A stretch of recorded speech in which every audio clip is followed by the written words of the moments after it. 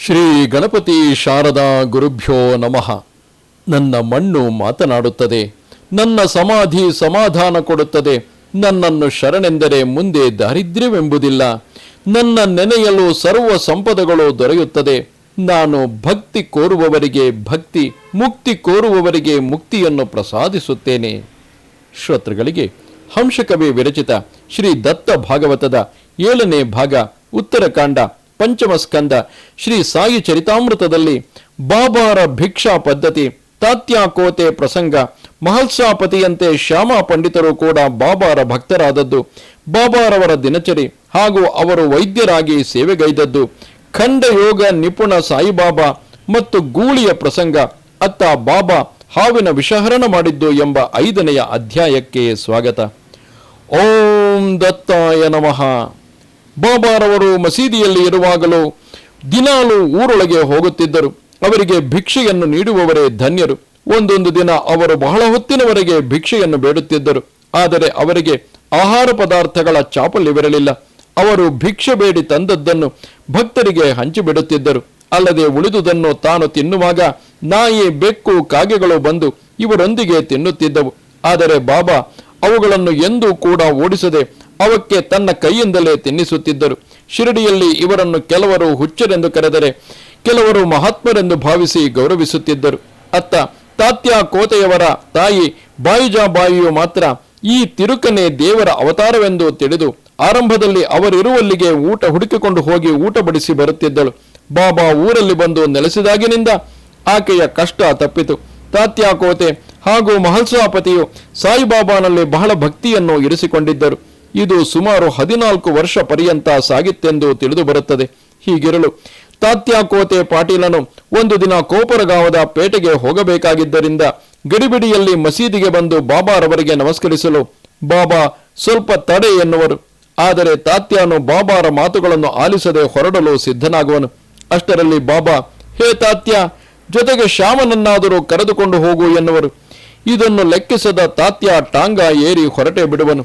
ಮುಂದೆ ಸ್ವಲ್ಪ ಕ್ರಮಿಸಲು ಟಾಂಗಾದ ಕುದುರೆಯು ಜೋರಾಗಿ ಓಡುತ್ತಿದ್ದುದರಿಂದ ಟಾಂಗ ಬುಡಮೇಲಾಗುವುದು. ಅಷ್ಟರಲ್ಲಿ ತಾತ್ಯಾನು ಬಾಬಾ ಎಂದು ಕಿರುಚಿದನು. ಆಗ ಅವನಿಗೆ ಯಾವುದೇ ತರಹದ ಅನಾಹುತವಾಗದೆ ತಿರುಗಿ ಬಂದು ಬಾಬಾರಲ್ಲಿ ಕ್ಷಮೆ ಕೇಳುವನು. ಅತ್ತ ಮಹಲ್ಸಾಪತಿಯು ನಿರ್ಮೋಹನಾದ ಭಕ್ತ. ಆತನಿಗೆ ದೇವರ ಸೇವೆ ಎಂಬುದು ಪ್ರತಿಫಲವನ್ನು ಅಪೇಕ್ಷಿಸಿ ಮಾಡುವುದೆಂಬ ಭಾವನೆಯು ಸ್ವಪ್ನದಲ್ಲಿಯೂ ಇಲ್ಲ. ದೇವರಿಂದ ಏನಾದರೂ ಬೇಡಬೇಕು ಎಂಬುದು ಸಹ ಆತನ ಮನದಲ್ಲಿಲ್ಲ. ಮುಗ್ಧ ಭಕ್ತಿಯಿಂದ ಸಾಯಿಬಾಬಾರಲ್ಲಿ ಖಂಡೋಬಾನನ್ನು ದರ್ಶಿಸಿದ್ದಾರೆ. ತನ್ನ ಖಂಡೋಬಾ ಸಾಕಾರನಾಗಿ ತನಗೆ ಸಾಕ್ಷಾತ್ಕರಿಸಿದನೆಂಬ ಆನಂದದಿಂದ ಇದ್ದು ಅದುವೇ ತನ್ನ ಜೀವನದ ಪರಮ ಗುರಿಯಾಗಿ ಆಜೀವ ಪರ್ಯಂತ ಸಾಯಿಬಾಬಾರನ್ನು ಭಕ್ತಿಯಿಂದ ಅರ್ಚಿಸಿದನು. ಶ್ಯಾಮ ಕೂಡ ಮಹಲ್ಸಾಪತಿಯಂತೆ ಸುಲಭವಾಗಿ ನಂಬುವ ವ್ಯಕ್ತಿಯಲ್ಲ. ಅದು ನಿಜವೇ ನಕಲಿಯೇ ಎಂಬ ಸಂದೇಹ ಅವರೊಡನೆ ಒಮ್ಮತ ಬೆಳೆಸಿಕೊಂಡು ಮಹಾತ್ಮರಲ್ಲಿ ತಾವು ಒಬ್ಬರೆಂಬ ಅಭೇದ್ಯ ಭಾವದಿಂದ ಸೇವಿಸಿ ಧನ್ಯರಾಗುತ್ತಾರೆ. ಮತ್ತೊಂದೆಡೆಗೆ ನಿಮೋನ್ ಗ್ರಾಮದಲ್ಲಿ ಮಾಧವರಾವ್ ದೇಶಪಾಂಡೆ ಎಂಬುವರು ಬ್ರಾಹ್ಮಣ ಕುಟುಂಬದಲ್ಲಿ ಜನಿಸಿದರು.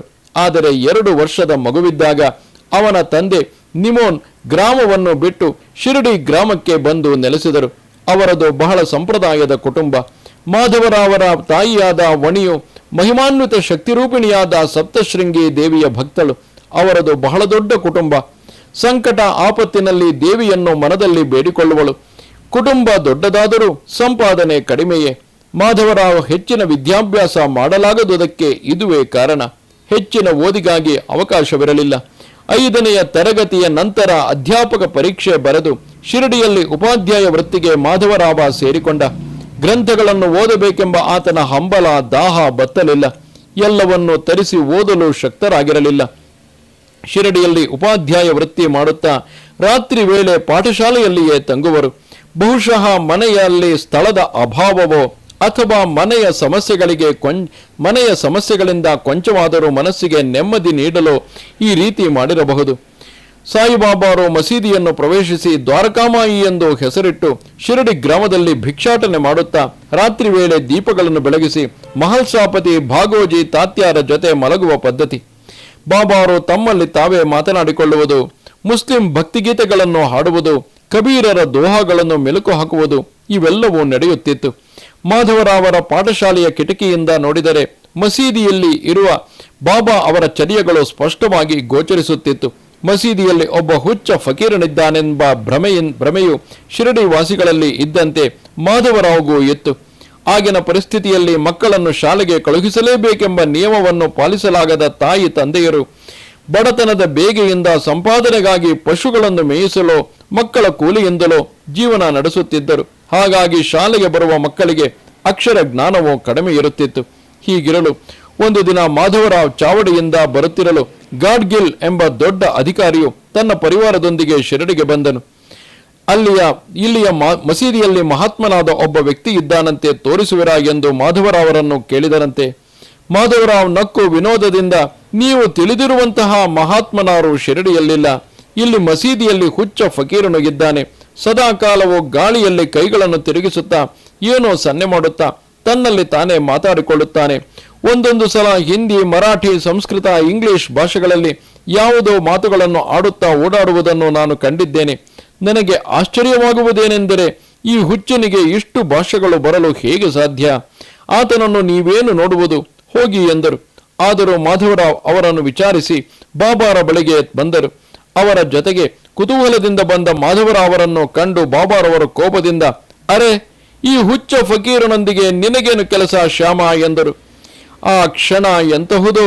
ಅದೇ ಕ್ಷಣದಲ್ಲಿ ಬಾಬಾರ ನೀಲಿ ಕಣ್ಗಳಲ್ಲಿ ಯಾವ ಮಹಾದ್ಭುತ ಆಕರ್ಷಣ ಶಕ್ತಿ ಆವರಿಸಿತೋ, ಶ್ಯಾಮ ಎಂಬ ಆ ಕೂಗಿನಲ್ಲಿ ಯಾವ ಮಂತ್ರದ ಮೋಡಿಯಿತ್ತೋ, ಮಾಧವರಾವ್ ದೇಶಪಾಂಡೆ ಎಂಬ ವ್ಯಕ್ತಿ ಬಾಬಾರ ಪಾದಗಳಿಗೆ ನಮಸ್ಕರಿಸಿದನು. ಅಂದಿನಿಂದ ಅವನು ಶ್ಯಾಮ ಆಗಿ ನಾಮಾಂಕಿತನಾದನು. ಅನಂತರ ಈ ನಾಮಕರಣದಿಂದ ಆತನು ದ್ವಿಜನಾಗಿ ಮಾರ್ಪಟ್ಟು ಶ್ಯಾಮ ಎಂದು ಪ್ರಸಿದ್ಧಿಯಾಗಿ ಬಾಬಾರ ಭಕ್ತರಲ್ಲಿ ಅಗ್ರಗಣ್ಯನಾದನು. ಅಷ್ಟೇ ಏಕೆ, ಬಾಬಾರನ್ನು ಯಾರು ಭೇಟಿಯಾಗಬೇಕಾದರೂ ಶ್ಯಾಮರನ್ನು ಆಶ್ರಯಿಸಬೇಕಾಯಿತು. ಭಕ್ತನಿಗೂ ಭಗವಂತನಿಗೂ ಸೇತುವೆಯಾಗಿ ಸಾರಥಿಯಾದರೂ ಶ್ಯಾಮ. ಶ್ಯಾಮ ಎಂದರೆ ಕೃಷ್ಣ ಎಂದರ್ಥ, ಶಾಮ್ಯ ಎಂದರೆ ಚಿಕ್ಕವನು ಎಂದರ್ಥ. ಹೀಗೆ ಬಾಬಾ ತಮಾಷೆಗೆಂದು ಅವನಿಗೆ ಶಾಮ್ಯ ಎಂದು ಕರೆಯುವರು. ಶ್ಯಾಮರಿಗೆ ಆಧ್ಯಾತ್ಮಿಕ ಪುಸ್ತಕಗಳನ್ನು ಓದಲು ಶೇಖರಿಸಲು ಮಹದಾಸೆಯಿತ್ತು. ಇದನ್ನು ತಿಳಿದ ಬಾಬಾರವರು ತಕ್ಕ ಅನುಕೂಲಗಳನ್ನು ಮಾಡಿಕೊಡಲು ಅನುಮತಿಯನ್ನು ಕೊಟ್ಟದ್ದು ಶ್ಯಾಮರಿಗೆ ಬಹಳ ಸಂತೋಷವಾಗಿದೆ. ಅವರ ಹಂಬಲವನ್ನು ಬಾಬಾರು ಅರಿತುಕೊಂಡದ್ದು ತೃಪ್ತಿ ತಂದಿತು. ಹೀಗೆ ಶ್ಯಾಮರ ಜ್ಞಾನದ ದಾಹವನ್ನು ಅರ್ಥ ಮಾಡಿಕೊಂಡು ಯಥೇಚ್ಛವಾಗಿ ಶ್ಯಾಮರಿಗೆ ಗ್ರಂಥಗಳನ್ನು ಒದಗಿಸಿದರು. ಶ್ಯಾಮರಿಗಿದ್ದ ತೀರ್ಥಯಾತ್ರೆ ಕೈಗೊಳ್ಳುವ ಉದ್ದೇಶವನ್ನು ತಿಳಿದುಕೊಂಡ ಬಾಬಾರವರು ಸಕಲ ಸೌಕರ್ಯಗಳನ್ನು ಒದಗಿಸಿ ಅವರ ಮನೋಭಿಲಾಷೆಯನ್ನು ಪೂರೈಸಿದರು.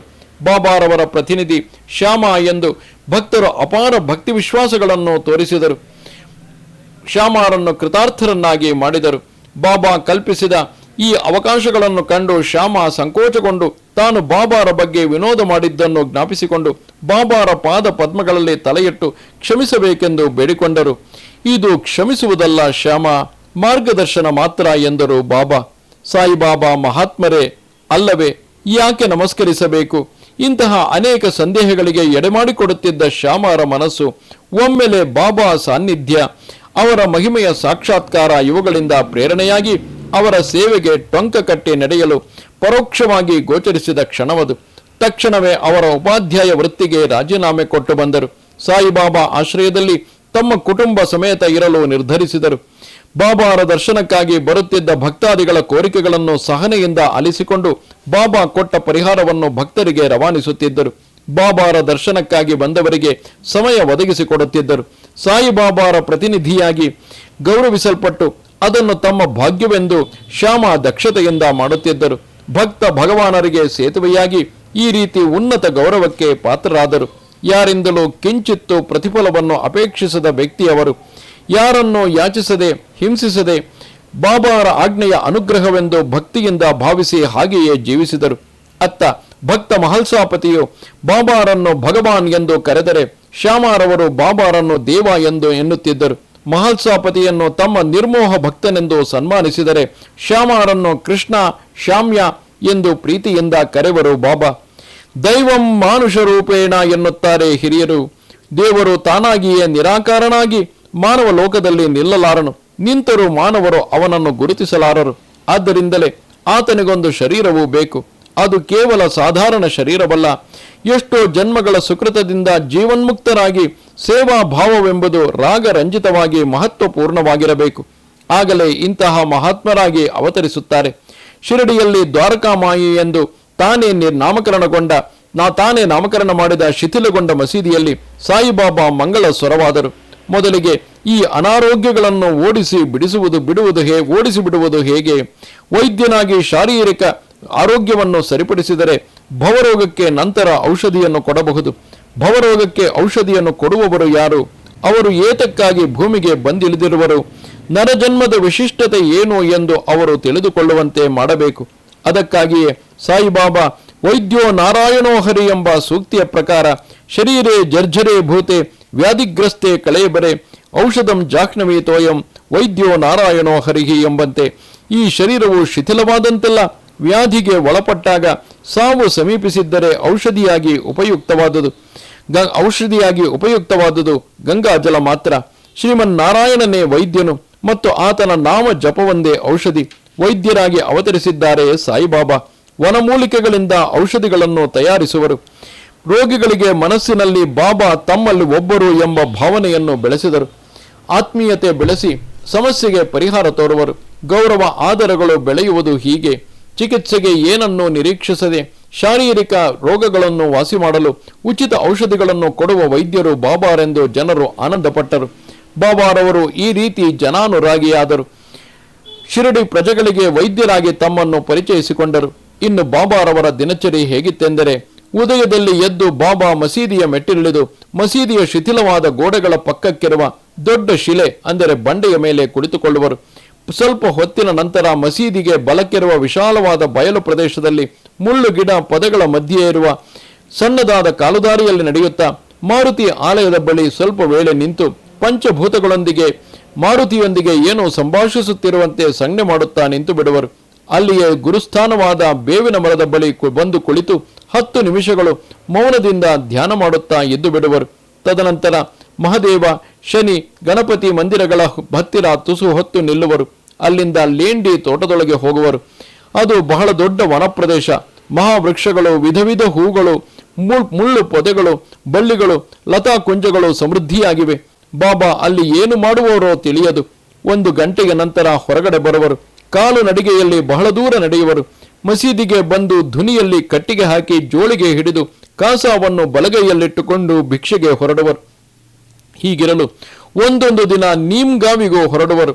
ಅಲ್ಲಿ ತ್ರಯಂಬಕ್ ಡೆಂಗಲ್ ಉರ್ಫ್ ಬಾಬಾ ಸಾಹೇಬ್ ಡೆಂಗಲ್ಲರ ಸಹೋದರರಾದ ನಾನಾ ಸಾಹೇಬ್ ಡೆಂಗಲ್ ಮನೆಗೆ ಭೇಟಿ ಕೊಡುವರು. ಆತನಿಗೆ ಸಂತಾನವಿಲ್ಲ. ಅವನು 2 ವಿವಾಹವಾಗಿದ್ದಾನೆ. ಸಾಯಿಬಾಬಾ ಆತನಿಗೆ ಧುನಿಯ ವಿಭೂತಿ ಕೊಟ್ಟರು. ಸಂವತ್ಸರ ಮುಗಿಯುವುದರೊಳಗೆ ಆತನ ಪತ್ನಿಯು 1 ಗಂಡು ಮಗುವನ್ನು ಪ್ರಸವಿಸಿದಳು. ಒಂದರ ಹಿಂದೆ ಒಂದರಂತೆ 6 ವರ್ಷಗಳಲ್ಲಿ 4 ಮಕ್ಕಳಾದರು. ವಿಭೂತಿಯ ಮಹಿಮೆಯಿಂದ ಬಾಬಾರ ಕೀರ್ತಿ ಸುತ್ತಲೂ ವ್ಯಾಪಿಸಿತು. ಸಂಜೆ ವೇಳೆ ಲೆಂಡಿವನದಿಂದ ಬಂದು ಮಸೀದಿಯೊಳಗಿರುವ ನಿಂಬಾರು ಬಳಿ ದೀಪ ಬೆಳಗುವರು. ಬಾಬಾರಿಗೆ ಬಹು ಪ್ರಿಯವಾದ ಕೆಲಸವೆಂದರೆ ಮಸೀದಿಯೊಳಗೆ ದೀಪ ಬೆಳಗಿಸುವುದು. ಶಿರಡಿಯ ವರ್ತಕರಲ್ಲಿ ಎಣ್ಣೆಗಾಗಿ ಕೇಳಿ ಬರುವರು. ಅವತಾರ ಪುರುಷರ ಅವಧೂತರ ವರ್ತನೆಯು ಬಹಳ ವಿಚಿತ್ರವಾಗಿರುತ್ತದೆ. ಅವರು ಯಾವಾಗ ಹೇಗೆ ವರ್ತಿಸುತ್ತಾರೋ ಯಾರಿಗೂ ಹೇಳರು. ಏಕೆಂದರೆ ಅವರು ಕಾರಣ ಜನ್ಮರಿಗೆ ತಾವು ಅಂತರ್ಯಾಮಿಗಳೆಂದು ತಿಳಿದಿರುತ್ತದೆ. ಶರೀರ ಎಂಬ ಒಂದು ಉಪಾಧಿ ಇರುವುದರಿಂದ ಶರೀರದ ಪ್ರಭಾವವು ಬಹಳ ಕಡಿಮೆ ಇರುತ್ತದೆ. ಸಾಧಾರಣ ಮಾನವನಿಗೆ ಶರೀರದ ಗುಣಗಳು ಆಧಿಪತ್ಯ ವಹಿಸಿ ಆತ್ಮಸ್ವರೂಪವನ್ನು ವಿಸ್ತರಿಸಿ ನಿರಂತರವಾಗಿ ಶರೀರ ಸಂಬಂಧ ವಾಸನೆಗಳು, ಸಂಸ್ಕಾರಗಳು ಹೊರಹೊಮ್ಮುತ್ತವೆ. ಯಾವುದೋ ಒಂದು ಕ್ಷಣ ಮಾತ್ರವೇ ಈ ಶರೀರವು ಪಂಚಭೂತಗಳಿಂದ ಕೂಡಿದೆಯೆಂದು, ಇದಕ್ಕೂ ಅತೀತವಾದ ಆತ್ಮವು ತಾವೆಂದು ಗೊತ್ತಾಗಿ ಮರುಕ್ಷಣವೇ ಇವುಗಳು ಮಾಯವಾಗಿ ವಾಸ್ತವಕ್ಕೆ ಮನಸ್ಸು ಓಲಾಡುತ್ತದೆ. ಅಷ್ಟು ಸಮಯದಲ್ಲಿ ಮನುಷ್ಯನಿಗೆ ಆತ್ಮಜ್ಞಾನ ಉಂಟಾಗಿ ಸದ್ಗುರುಗಳು ಅವತರಿಸಿ ಬಂದು ಮಾನವರನ್ನು ಈ ಸಾಧನೆಯೆಡೆಗೆ ಮರಳಿ ಒಯ್ಯುತ್ತಾರೆ. ಇದರ ಅವಶ್ಯಕತೆ ಇಲ್ಲದ ಸದ್ಗುರುಗಳು ಅವರ ನಿರಂತರವಾದ ಆತ್ಮಭಾವನೆಯಲ್ಲಿ ಪರಮಾತ್ಮನು ತಾವೇ ಎಂದು ಬ್ರಹ್ಮಾನಂದ ಸ್ಥಿತಿಯಲ್ಲಿ ಇರುವರು. ಎಂದಾದರೂ ಅವರಿಗೆ ಕೋಪ ಬಂದು ಬೈದರೆ ಅದು ಎದುರಿಗೆ ಇರುವವರಿಗಲ್ಲ, ಅವರ ಒಳಗೆ ಇರುವ ಕೆಟ್ಟ ಗುಣಗಳಿಗೆ ಮಾತ್ರ. ತಾಯಿ ಮಗುವನ್ನು ಗದರಿಸಿದರೂ ಶಿಕ್ಷಿಸಿದರೂ ಅದು ಮಗುವನ್ನು ತಿದ್ದುವುದಕ್ಕೆ ಮಾತ್ರ, ದ್ವೇಷದಿಂದಲ್ಲ. ಸದ್ಗುರುವು ಸಹ ತನ್ನ ಬಳಿಗೆ ಬಂದವರ ಬಗ್ಗೆ ಕೋಪಿಸಿಕೊಂಡರೂ ಅದು ಸದ್ಗುರುವಿನಲ್ಲಿರುವ ತಾಮಸದಿಂದಲ್ಲ, ಶಿಷ್ಯನ ಬಗ್ಗೆ ಇರುವ ಪ್ರೇಮ, ತಾಯಿಯ ಮಮತೆಯಿಂದಲೇ ಸದ್ಗುರುವಿನ ಪ್ರೇಮವೇ ಹೊರತು ತಪ್ಪೆಂದು ತಿಳಿಯಬಾರದು. ಬಾಬಾರವರು ವೈದ್ಯರಾಗಿ ಮನೆ ಮನೆ ಸುತ್ತುತ್ತಾ ಜನರಲ್ಲಿ ಸೇರಿಬಿಟ್ಟಿದ್ದಾರೆ.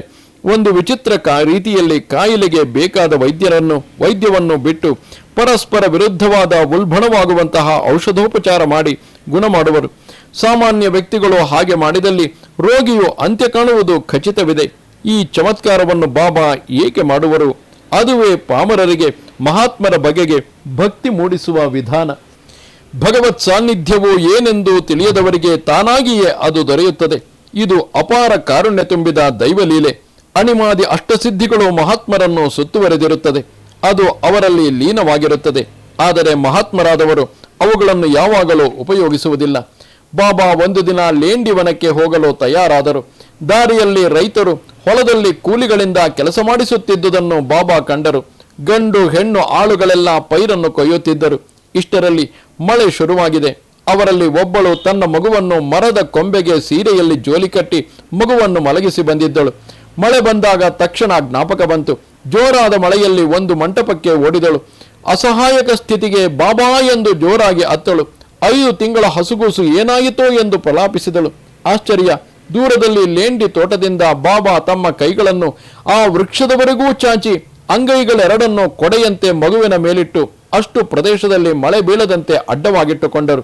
ಸುತ್ತಲಿನ ಜನರು ಇದನ್ನು ಕಂಡು ವಿಸ್ಮಿತರಾದರು. ಮರದ ಸುತ್ತಲೂ ಕೆಳಗೆ ಜೋಲಿಯ ಮೇಲೆ ಮಗುವಿನ ಮೇಲೆ ಒಂದು ಹನಿಯೂ ಮಳೆಯಾಗಿಲ್ಲ. ಕೂಸಿನ ತಾಯಿ ಕೂಲಿಯಾಳುಗಳು ಓಡೋಡಿ ಬಂದು ಆ ದೃಶ್ಯವನ್ನು ಕಂಡು ಚಾಚಿರುವ ಬಾಬಾರ ಹಸ್ತಗಳು ಹಾಗೆಯೇ ಇರುವುದನ್ನು ನೋಡುತ್ತಾ ಬಾಬಾರ ಪಾದಗಳಲ್ಲಿ ತಲೆಬಾಗಿಸಿದರು. ಈ ಲೀಲೆಯಿಂದ ಬಾಬಾರನ್ನು ದೇವರೆಂದು ನಮಸ್ಕರಿಸಿದರು.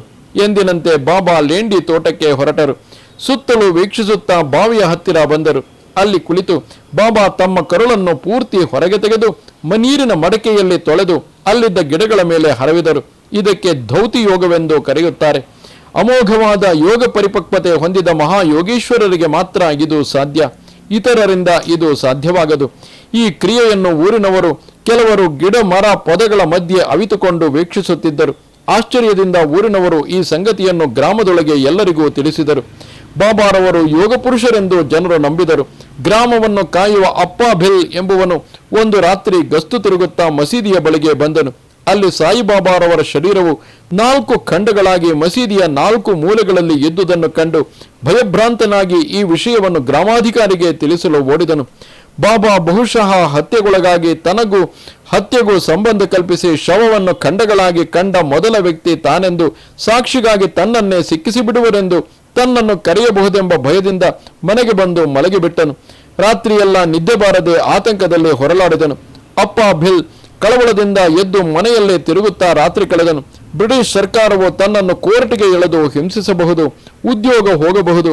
ತನ್ನಂತಹ ಗ್ರಾಮ ನೌಕರರು ಪೇಚಿನಲ್ಲಿ ಸಿಕ್ಕಿಕೊಂಡರೆ ಹೊರಬರುವುದು ಬಲು ಕಷ್ಟವೆಂದು ಯೋಚಿಸುತ್ತಾ ತನ್ನ ಕುಟುಂಬಕ್ಕೆ ಊಟಕ್ಕೂ ಇಲ್ಲವಾಗುತ್ತದೆ ಎಂದೆಲ್ಲ ಯೋಚಿಸಿ ಯಾರಿಗೂ ಹೇಳದೆ ಸುಮ್ಮನಿದ್ದು ಬಿಟ್ಟನು. ಮಾರನೇ ದಿನ ಬೆಳಿಗ್ಗೆ ಅಪ್ಪಾ ಭಿಲ್ ಎದ್ದು ಈ ವೇಳೆಗಾಗಲೇ ಬಾಬಾರ ಹತ್ಯೆಯ ವಿಷಯ ಊರಿನಲ್ಲಿ ಹರಡಿರಬಹುದು, ಮಸೀದಿಯ ಸುತ್ತಲೂ ಜನರು ಘೇರಾಯಿಸಿರಬಹುದು ಎಂದೆಲ್ಲ ಊಹಿಸಿಕೊಂಡು ತನ್ನ ಸ್ನೇಹಿತರನ್ನು ಕೂಡಿ ಮಸೀದಿಯ ಬಳಿಗೆ ಬಂದನು. ಅಲ್ಲಿ ಕಂಡದ್ದೇನು? ಸಾಯಿಬಾಬಾ ಸಾವಧಾನವಾಗಿ ದಂತಧಾವನ ಮಾಡುತ್ತಾ ಶಿಲೆಯ ಮೇಲೆ ಕುಳಿತಿದ್ದಾರೆ. ಅರೆ ಅಪ್ಪಾ ಭಿಲ್, ನೀನು ರಾತ್ರಿಯೆಲ್ಲ ಎಚ್ಚರವಾಗಿದ್ದು ನಿದ್ದೆಯಿಲ್ಲದೆ ಸುಸ್ತಾಗಿರುವುದು ನಿನ್ನ ಮುಖದಲ್ಲಿ ಕಾಣುತ್ತಾ ಇದೆ. ನಾನು ಸತ್ತು ಹೋದನೆಂದು ತಿಳಿದೆಯಾ? ನನಗಾಗಿ ಬೆಳಗಿನವರೆಗೂ ಕಣ್ಣು ಕೆಂಪಾಗುವಂತೆ ಅತ್ತಿರುವೆಯಾ? ಹುಚ್ಚಪ್ಪ, ನಾನು ಹೇಗೆ ಮರಣಿಸುತ್ತೇನೆ ಹೇಳು? ನಗುತ್ತಾ ಹೇಳಿದರು ಬಾಬಾ. ಆಗ ಅಪ್ಪಾ ಭಿಲ್ ಬಾಬಾರ ಪಾದಗಳಲ್ಲಿ ಶಿರವಿಟ್ಟನು. ಇದು ಖಂಡಯೋಗ. ಇದು ಅಖಂಡ ತಪಶಕ್ತಿ ಸಂಪನ್ನರಾದ ಯೋಗೀಶ್ವರರಿಗೆ ಅಲ್ಲದೆ ಅನ್ಯರಿಗೆ ಅಸಾಧ್ಯವಾದ ಯೋಗ. ಅಂದಿನಿಂದ ಅಪ್ಪಾ ಭಿಲ್ ಬಾಬಾರ ಮಹಾಭಕ್ತನಾದನು. ಅತ್ತ ಸಾಯಿಬಾಬಾ ಆಗಾಗ್ಗೆ ರಹತಾಗೆ ಹೋಗುತ್ತಿದ್ದರು. ಅಲ್ಲಿಯ ರೈತರನ್ನು ಕೇಳಿ ಹೂಗಿಡಗಳು ಹೂ ಬೀಜಗಳನ್ನು ತರುತ್ತಿದ್ದರು. ಮಸೀದಿಗೆ ತುಸು ದೂರದಲ್ಲಿ ಮಾರುತಿ ಆಲಯದ ಎದುರುಗಡೆಯು ಭವಿಷ್ಯದಲ್ಲಿ ಅಲ್ಲಿ ಬೂಟಿಯವರ ಬೂಟಿ ಮಂದಿರವು ನಿರ್ಮಾಣವಾಗುವುದೆಂದು ಆ ದಿನ ಯಾರೂ ಕನಸಿನಲ್ಲೂ ತಿಳಿದಿರಲಿಲ್ಲ. ಆ ಮಾರುತಿ ಆಲಯದ ಎದುರುಗಡೆಯು ಸುತ್ತಲೂ ಕೊಳೆತ ಗಿಡಗಳು ಮುಳ್ಳು ಪೊದೆಗಳು ಆವರಿಸಿದ್ದ ಭೂಮಿಯನ್ನು ಸ್ವತಃ ಬಾಬಾರವರೇ ಹಸನುಗೊಳಿಸಿದ್ದಾರೆ. ತಾತ್ಯ ಎಂಬ ಕುಂಬಾರನು ಸಾಯಿಯವರಿಗೆ ಹೂಕುಂಡಗಳನ್ನು ತಯಾರಿಸಿಕೊಡುವನು. ತಾತ್ಯಾಗೆ 3 ಮಡಕೆಗಳನ್ನು ತಯಾರಿಸಿ ತಂದು ಕೊಡಲು ಹೇಳಿದರು. ತಮಗೆ ಕುಡಿಯುವ ನೀರನ್ನು ಶೇಖರಿಸಿಟ್ಟುಕೊಳ್ಳಲು 1 ಸುಟ್ಟ ಮಡಕೆ, ಮಿಕ್ಕ 2 ಹಸಿ ಮಡಕೆಗಳನ್ನು ತರಲು ಹೇಳಿದರು. ಹಸಿ ಮಡಕೆ ಏಕೆ ಬಾಬಾ ಎಂದು ಕುಂಬಾರನು ಆಶ್ಚರ್ಯದಿಂದ ಕೇಳಿದನು. ಹೌದು, ಪ್ರಸ್ತುತದಲ್ಲಿ ಶಿರಡಿಯಲ್ಲಿ ಹಸಿ ಮಡಕೆಗಳೇ ಹೆಚ್ಚಾಗಿರುವವು. ನಾನು ಅವುಗಳನ್ನು ಒಂದು ಮಹಾಯಜ್ಞಕ್ಕೆ ಉಪಯೋಗಿಸಿಕೊಂಡು ಶಿರಡಿಗೆ ಒಂದು ರೂಪವನ್ನು ಕೊಡಲು ರೂಪರೇಖೆಗಳನ್ನು ತಿದ್ದಲು ಉಪಯೋಗಿಸುವೆ ಎಂದರು. ಅದರಲ್ಲಿ ಬಾಬಾರವರು ಅಡಗಿಸಿದ್ದ ವೇದಾಂತದ ಅರ್ಥ ಗೂಢಾರ್ಥವು ಆತನಿಗೆ ತಿಳಿಯಲಿಲ್ಲ. ಆದರೂ ಒಬ್ಬ ಮಹಾತ್ಮನಿಗೆ ಸೇವೆ ಮಾಡಿದರೆ ತಮ್ಮ ತಲೆತಲಾಂತರಗಳು ಧನ್ಯವಾಗುತ್ತವೆಂದು ಕುಂಬಾರನಿಗೆ ಅವನ ತಾತ ಹೇಳುತ್ತಿದ್ದರಂತೆ. ಅವನಿಗೆ ತಾತನ ನುಡಿಗಳು ನೆನಪಾದವು. ಆದ್ದರಿಂದ ತಾತ್ಯ ಭಕ್ತಿಯಿಂದ 2 ಹಸಿ ಮಡಕೆಗಳನ್ನು ತಯಾರಿಸಿಕೊಟ್ಟನು. ಬಾಬಾ ಕೇಳಿದಾಗಲೆಲ್ಲ ಪುಟ್ಟ ಪುಟ್ಟ ಹಣತೆಗಳನ್ನು ಹೂಕುಂಡಗಳನ್ನು ಮಾಡಿಕೊಡುತ್ತಿದ್ದನು. ತಾತ್ಯ ಮತ್ತೆ ಬಾಬಾ ಆ ಹಸಿ ಮಡಕೆಗಳಲ್ಲಿ ನೀರು ತುಂಬಿ ತಾವು ನೆಟ್ಟಿದ್ದ ಗಿಡಗಳಿಗೆ ಹೂ ಬೀಜಗಳು ಹಾಗೂ ನೆಟ್ಟಿದ್ದ ಸಣ್ಣ ಸಸಿಗಳಿಗೆ ಪಾತಿ ಮಾಡಿ ಹಾಕುವರು. ದಿನವೂ ನೀರು ಹಾಕಿದ ಮೇಲೆ ಮಣ್ಣಿನ ಮಡಕೆಗಳನ್ನು ಅಲ್ಲಿಯೇ ಬೋರಲು ಹಾಕಿಡುವರು. ಹಾಗೆ ಬೋರಲು ಹಾಕುತ್ತಿದ್ದಂತೆ ಅವು ಮಣ್ಣಿನ ಮುದ್ದೆಗಳಾಗಿ ಮಾರ್ಪಡುತ್ತಿದ್ದವು. ಈ ಪಂಚಭೂತಾತ್ಮಕವಾದ ದೇಹವು ಅಷ್ಟೇ. ಯೋಗದ ಸಾಧನೆಯಲ್ಲಿ ಅದನ್ನು ಸುಡಬೇಕು. ಇಲ್ಲವಾದಲ್ಲಿ ಇದು ಆ ಮಣ್ಣಿನಂತೆಯೇ ಉಳಿದು ಹೋಗುತ್ತದೆ. ಸುಟ್ಟರೆ ಸುಟ್ಟ ಮಡಕೆಯಂತೆ ಎದ್ದು ಬಿಡುತ್ತದೆ. ತಮ್ಮ ಭಕ್ತನಾದ ಶ್ಯಾಮನೊಡನೆ ಬಾಬಾ ಈ ರೀತಿಯಾಗಿ ನುಡಿದರು. ಶಿರಡಿಯಲ್ಲಿ ಒಂದು ಗೂಳಿಯ ನೊಸಲಿಗೆ ತ್ರಿಶೂಲದ ಮುದ್ರೆಯೊತ್ತಿ ಬಿಟ್ಟು ಬಿಟ್ಟರು. ಅದನ್ನು ಕೆಲವು ಕಾಲ ಗ್ರಾಮದ ಹಸುವಿನ ಮಂದೆಯಲ್ಲಿ ಬಿಟ್ಟು ತದನಂತರ ಶಿರಡಿ ಗ್ರಾಮಸ್ಥರಿಗೆ ಒಪ್ಪಿಸುವುದಾಗಿ ರಹತಾದ ರೈತನು ಒಪ್ಪಂದ ಮಾಡಿಕೊಂಡು ಕರೆದುಕೊಂಡು ಹೋದನು. ಹಾಗೆ ಮಸೀದಿಯ ಮುಂದೆ ಗೂಳಿಯು ಹಾದು ಹೋಗುತ್ತಿರಲು ಸಾಯಿಬಾಬಾರನ್ನು ಗೂಳಿಯು ದೃಷ್ಟಿ ಬೀರಿ ನೋಡಿತು. ಸಾಯಿಯು ಅಭಯ ಹಸ್ತದಿಂದ ಅದರ ಮೈದಡವಿದರು. ಅವರಿಬ್ಬರ ಮಧ್ಯೆ ಮಾತಿನ ಭಾಷೆ ಏನೋ ಯಾರಿಗೂ ಅರ್ಥವಾಗಲಿಲ್ಲ. 1 ವಾರದ ನಂತರ ಶಿರಡಿಯಲ್ಲಿರುವ 2 ಶ್ರೀಮಂತ ರೈತರ ಸ್ವಪ್ನದಲ್ಲಿ ಬಾಬಾ ಕಾಣಿಸಿಕೊಂಡು ರಹತಾಗೆ ಬೇಗ ಹೋಗಿ ಎನ್ನಲು ಅವರು ತಮ್ಮೊಂದಿಗೆ ಎತ್ತನ್ನು ರಕ್ಷಿಸಬೇಕೆಂದು ಅಣತಿಯಿತ್ತರು. ಆ ರೈತರು ಅಚ್ಚರಿಯಿಂದ ಬೆಳಿಗ್ಗೆ ಮಸೀದಿಗೆ ಬಂದರು. ತಮ್ಮ ಕನಸಿನ ಬಗ್ಗೆ ಕೇಳಿದರು. ಬಾಬಾ ಸಿಡಿಮಿಡಿಗೊಂಡು ಅರಚಿದರು, ನೀವಿನ್ನೂ ಇಲ್ಲಿಯೇ ಇರುವಿರಾ? ಆ ಮೂಕ ಪ್ರಾಣಿಯು ಅಸುನೀಗುವ ಮೊದಲು ರಹತಾಗೆ ಬೇಗ ಹೋಗಿ ಎನ್ನಲು ಅವರು ತಮ್ಮೊಂದಿಗೆ 4 ಯುವಕರನ್ನು ಕರೆದುಕೊಂಡು ರೈತರಿಬ್ಬರು ರಹತಾಗೆ ಹೋದರು. ರಹತಾದಲ್ಲಿ ಅವರ ಸ್ನೇಹಿತನು ಎದುರಾಗಿ ವಿಚಿತ್ರ ಸಂಗತಿಯನ್ನು ಹೇಳಿದನು. ನಿಮ್ಮೂರಿನ ಗೂಳಿಯನ್ನು ಎಳೆದು ತಂದ ನಮ್ಮೂರ ರೈತನು ಒಬ್ಬ ದುರ್ಮಾರ್ಗಿಯು ಅದನ್ನು ಕಸಾಯಿ ಖಾನೆಗೆ ಮಾರಿದ್ದಾನೆ. ಸಂಜೆಯೋ ನಾಳೆಯೋ ಅದನ್ನು ಕೊಂದು ಕಸಾಯಿಯವನು ಮಾಂಸ ವಿಕ್ರಯ ಮಾಡುತ್ತಾನೆ. ನಂತರ ಕಾಯಿಲೆಯಿಂದ ಕೊನೆಯುಸಿರು ಎಳೆಯಿತೆಂದು ಸುಳ್ಳು ಹೇಳುತ್ತಾನೆ. ಆತನ ಮಾತು ಕೇಳಿದ ತಕ್ಷಣವೇ ಅವರು ದೊಡ್ಡಿಗೆ ಓಡಿದರು. ವಾರವೆಲ್ಲ ಗೂಳಿಗೆ ಏನೂ ಮೇವು ಕೊಡದೆ ಹಸಿವಿನಲ್ಲಿ ಸಿಕ್ಕಿ ಹಾಕಿಕೊಂಡ ಗೂಳಿ ಗೋಚರಿಸಿತು.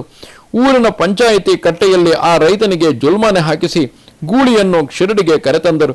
ಮಸೀದಿ ಸಮೀಪಿಸುತ್ತಿದ್ದಂತೆ ಬಾಬಾರನ್ನು ಕಂಡ ಆ ಗೂಳಿ ಬಾಬಾರ ಪಾದಗಳಡಿಯಲ್ಲಿ ಕುಳಿತು ಬಿಟ್ಟಿತು. ಅದು ಶಿವನ ಮುಂದೆ ಕುಳಿತ ನಂದೀಶ್ವರನಂತೆ ಕಾಣುತ್ತಿತ್ತು. ಮೂಕ ಪ್ರಾಣಿಯ ಮೃತ್ಯುವನ್ನು ತಪ್ಪಿಸಿದ ಬಾಬಾರನ್ನು ರೈತರು ನಮಸ್ಕರಿಸಿದರು. ಯಾರಾದರೂ ಅನಾರೋಗ್ಯದಿಂದ ಮಲಗಿದ್ದಾರೆಂದರೆ ಬಾಬಾ ವಿಚಿತ್ರವಾದ ವೈದ್ಯವನ್ನು ಮಾಡುವರು. ಅತ್ತ ಚಳಿ ಜ್ವರದಿಂದ ನರಳುತ್ತಿದ್ದ ಕಾಕಾ ದೀಕ್ಷಿತರಿಗೆ ವೈದ್ಯರು ದ್ರವಾಹಾರ ಕೊಡಲು ಹೇಳಿದ್ದರು. ಅಷ್ಟೇ ಅಲ್ಲದೆ ಹಾಲು ಮಾತ್ರ ಸೇವಿಸಬೇಕೆಂದು ಸಲಹೆ ಕೊಟ್ಟಿದ್ದರು. ಇದನ್ನು ಕೇಳಿದ ಬಾಬಾ ರೋಗಿಗೆ ಗೋಡಂಬಿ ಬಾದಾಮಿ ತುಪ್ಪ ಹಾಕಿ ಮಾಡಿದ್ದ ಕೇಸರಿ ಹಲ್ವಾ ಪಥ್ಯವಾಗಿ ತಿನ್ನಲೆಂದು ಕೊಟ್ಟರು. ವೈದ್ಯರು ಹೀಗೆಲ್ಲ ಅಪಥ್ಯ ಮಾಡಿದರೆ ರೋಗಿಯ ಪ್ರಾಣಕ್ಕೆ ಅಪಾಯವೆಂದು ಹೇಳಿದ್ದರು. ಆದರೆ ಬಾಬಾ ಹೇಳಿದಂತೆ ಕಾಕಾ ಹಲ್ವಾ ಸೇವಿಸಿದರು. ವೈದ್ಯರು ಆಶ್ಚರ್ಯಪಡುವಂತೆ ಕಾಕಾ ದೀಕ್ಷಿತರು ಗುಣಮುಖರಾದರು. ಹೀಗೆ ಶಿರಡಿಯಲ್ಲಿ ಲೆಕ್ಕವಿಲ್ಲದಷ್ಟು ರೋಗಿಗಳ ವಿವಿಧ ಕಾಯಿಲೆಗಳಿಗೆ ಬಾಬಾರವರು ಧ್ವನಿಯಿಂದ ವಿಭೂತಿ ತೆಗೆದುಕೊಟ್ಟರೆ ವಿಚಿತ್ರ ರೀತಿಯಲ್ಲಿ ವಾಸಿಯಾಗುತ್ತಿತ್ತು. ಅವರು ಹಿಡಿಮಣ್ಣು ಕೊಟ್ಟರೂ ಸಂಜೀವಿನಿಯಾಗಿ ಮಾರ್ಪಡುತ್ತಿತ್ತು. ಹೀಗೆ ಪ್ರಖ್ಯಾತಿ ಹೊಂದಿದ ಬಾಬಾ ಬೇರೆ ವೈದ್ಯರು ಕೊಡುವ ಚಿಕಿತ್ಸೆ ನಿರುಪಯೋಗವೆಂದು ಅನೇಕ ಬಾರಿ ರುಜುವಾತು ಮಾಡಿದರು. ಅತ್ತ ಹಿಂದೂ ಮುಸ್ಲಿಂ ಭಕ್ತರಲ್ಲಿ ಬಾಬಾ ಬೆಳೆಸಿದ ಸೌಹಾರ್ದವನ್ನು ಸಹಿಸದ ಕೆಲವರು ಅಸೂಯೆಪಟ್ಟು ಜವಾಹರ್ ಆಲಿ ಎಂಬುವನನ್ನು ಶಿರಡಿಗೆ ಕರೆತಂದರು. ಮುಸ್ಲಿಂ ಯುವಕರನ್ನು ಒಂದೆಡೆ ಸೇರಿಸಿ ಪಂಥ ಕಟ್ಟಿದರು. ಬಾಬಾರ ಬಳಿಗೆ ಹೋಗಬೇಡಿ, ಆತನು ಮಸೀದಿಯನ್ನು ಹಿಂದೂ ಪ್ರಾರ್ಥನಾ ಸ್ಥಳವಾಗಿ ಮಾರ್ಪಡಿಸಿದ್ದಾನೆ. ಧ್ವನಿ ಬೆಳಗಿಸಿ ಅಂದರೆ ನಿತ್ಯಾಗ್ನಿಹೋತ್ರವನ್ನು ಮಾಡುತ್ತಾ ವಿಭೂತಿ ಕೊಡುವುದನ್ನು ನಾವು ನಿಲ್ಲಿಸಬೇಕು. ಅಲ್ಲದೆ ಮುಸ್ಲಿಮರಿಗೆ ಪ್ರತ್ಯೇಕವಾದ ಪ್ರಾರ್ಥನಾ ಸ್ಥಳ ಇರಬೇಕೆಂದು ಕೇಳೋಣ ಎಂದು ಹೇಳಿದಾಗ ಅವನ ವಾಕ್ಚಾತುರ್ಯಕ್ಕೆ ಮಣಿದು ಎಲ್ಲರೂ ಒಪ್ಪಿದರು. ಆದರೆ ಮುಸ್ಲಿಂ ಸಮಾವೇಶ ಮಂದಿರವಾದ ತಾಕಿಯಾದಲ್ಲಿ ಸಾಯಿಬಾಬಾ ಮುಸ್ಲಿಂ ಸೋದರರೊಂದಿಗೆ ಕಲೆತು ನಡೆಸಿದ ನೃತ್ಯವನ್ನು ಕಂಡ ಅನೇಕ ಮುಸ್ಲಿಂ ಬಾಂಧವರಿಗೆ ಬಾಬಾ ಔಲಿಯಾ ಆಗಿಯೂ ಸಾಕ್ಷಾತ್ ಮಹಮ್ಮದರಾಗಿಯೂ ಪ್ರವರ್ತಕರಾಗಿಯೂ ಮಸೀದಿಯು ಮೆಕ್ಕಾ ರೂಪದಲ್ಲಿಯೂ ಕಾಣಿಸಿಕೊಂಡರು. ಅದೇ ಸಮಯದಲ್ಲಿ ಹಿಂದೂಗಳಿಗೆ ಮಾರುತಿ, ಕೃಷ್ಣ, ನರಸಿಂಹ, ಶ್ರೀರಾಮ, ಶಂಕರನಂತೆಯೂ ಕೆಲವರಿಗೆ ಅಮ್ಮನವರಂತೆಯೂ ಏಕಕಾಲಕ್ಕೆ ವಿವಿಧ ರೂಪಗಳಲ್ಲಿ ದರ್ಶನ ಕೊಟ್ಟರು. ಹೀಗೆ ತಮ್ಮ ತಮ್ಮ ದಿವ್ಯ ದರ್ಶನಗಳ ಬಗೆಗೆ ಒಬ್ಬೊಬ್ಬರು ಹೇಳಿಕೊಂಡ ಅಮಾಯಕ ಪ್ರಜೆಗಳೆಲ್ಲ ಸಾಯಿಬಾಬಾರವರನ್ನು ಕುಲಾತೀತ ಮತಾತೀತ ದೇವರಾಗಿ ಗುರುತಿಸಿದರು. ಅತ್ತ ಜವಾಹರ್ ಆಲಿಗೆ ಎಲ್ಲರೂ ಕೂಡಿಕೊಂಡು ಶಿರಡಿಯಿಂದ ಓಡಿಸಿದರು. ಮುಂದೊಂದು ದಿನ ಹಂಸರಾಜ್ ಎಂಬುವನು ಉಬ್ಬಸದ ಬಾಧೆ ಉಲ್ಬಣಗೊಂಡು ಸಹಿಸಲಾಗದ ಸ್ಥಿತಿಯಲ್ಲಿ ಹೆಂಡತಿಯೊಡನೆ ಬಾಬಾರಲ್ಲಿಗೆ ಬಂದನು. ಅವನಿಗೆ ಮೂಲಿಕೆ ವಿಭೂತಿ ಕೊಟ್ಟು ಬಾಬಾ ಹುಳಿಮಜ್ಜಿಗೆಯನ್ನು ತಿನ್ನಬಾರದೆಂದು ಹೇಳಿದರು. ಜೋರಾಗಿ ಕಟ್ಟಪ್ಪಣೆ ಮಾಡಿದರೂ ಆತ ಅದನ್ನು ಪಾಲಿಸಲಿಲ್ಲ. ಅವನು ದಿನವೂ ಹುಳಿ ಮಜ್ಜಿಗೆ ತಿನ್ನುತ್ತಿದ್ದನು. ಹಂಸರಾಜ್ ಮಸೀದಿಗೆ ಒಮ್ಮೆ ಆರತಿಗೆಂದು ಬಂದಿದ್ದಾಗ ಬೆಕ್ಕೊಂದು ಮನೆಯಲ್ಲಿ ಬಂದು ಮೊಸರಿನ ಪಾತ್ರೆಯನ್ನು ಉರುಳಿಸಿ ಕುಡಿದು ಹೋಯಿತು. ಮರುದಿನ ಹಂಸರಾಜ್ ಮಸೀದಿಗೆ ಹೋಗದೆ ಕಾಯುತ್ತಿದ್ದು ಬೆಕ್ಕು ಬಂದ ಕೂಡಲೇ ಕೋಲಿನಿಂದ ಹೊಡೆದು ಅಟ್ಟಿದನು. ನಂತರ ಮಸೀದಿಗೆ ಹಂಸರಾಜ್ ಬಂದುದನ್ನು ಕಂಡು, ಇಲ್ಲೊಬ್ಬನಿದ್ದಾನೆ, ನಾನು ಹೇಳಿದ ಪಥ್ಯವಂತೂ ಮಾಡುವುದಿಲ್ಲ, ಬೇಡವೆಂದರೂ ಮೊಸರು ಸೇವಿಸುತ್ತಾನೆ, ನಾನು ವಾಸಿ ಮಾಡಲು ಹೋದರೆ ನನ್ನನ್ನೇ ಹೊಡೆಯುತ್ತಾನೆ ಎಂದರು. ಅವರ ಬೆನ್ನ ಮೇಲೆ ಕೋಲಿನಿಂದ ಬಿದ್ದ ಪೆಟ್ಟುಗಳನ್ನು ಎಲ್ಲರಿಗೂ ತೋರಿಸಿದರು. ಭಕ್ತರೆಲ್ಲರೂ ನೋಡಿದರು. ಹಂಸರಾಜ್ ನಾಚಿಕೆಯಿಂದ ತಲೆ ತಗ್ಗಿಸಿ ಬಾಬಾ ಪಾದದಡಿಯಲ್ಲಿ ತಲೆಬಾಗಿ ಕ್ಷಮೆ ಕೇಳಿದನು. ಏನು ಮಾಡಲಿ ಹೇಳು, ನಿಮ್ಮ ಭವರೋಗಗಳನ್ನು ಹೋಗಲಾಡಿಸಲು ನಾನು ಇಂತಹ ಏಟುಗಳನ್ನು ತಿನ್ನದೆ ತಪ್ಪದು ಎಂದರು ಬಾಬಾರವರು ಉಗ್ರರೂಪವನ್ನು ತಾಳಬಲ್ಲರು. ಮರುಕ್ಷಣವೇ ನಿಷ್ಕಲ್ಮಶರಾಗಿ ಮಂದಸ್ಮಿತರು ಆಗಬಲ್ಲರು. ಶಿರಡಿಯ ನಾಲ್ಕು ದಿಕ್ಕುಗಳಲ್ಲಿ ಸಾವಿರಾರು ಹಾವುಗಳು ತಿರುಗಾಡುವವು. ಹಾವು ಕಡಿತಕ್ಕೆ ಗುರಿಯಾದ ಶ್ಯಾಮರವರು ಮಸೀದಿಯ ಮೆಟ್ಟಿಲು ಹತ್ತುತ್ತಿರುವಂತೆಯೇ ಬಾಬಾ ಉಗ್ರರಾಗಿ ಕೂಗಿಕೊಂಡರು. ಹೋಗು, ಇಳಿದು ಹೋಗಿ, ಮೇಲೆ ಬಂದೆಯೋ ಇಳಿದು ಹೋಗು, ಏನಾದರೂ ಮೇಲೆ ಬಂದೆಯೋ ಕೊಂದು ಹಾಕುತ್ತೇನೆ. ಮಸೀದಿಗೆ ಬರುತ್ತಿದ್ದ ಭಕ್ತರು ಇದನ್ನು ಕೇಳಿ ದಿಗ್ಭ್ರಾಂತರಾದರು. 5 ನಿಮಿಷಗಳಾದವು.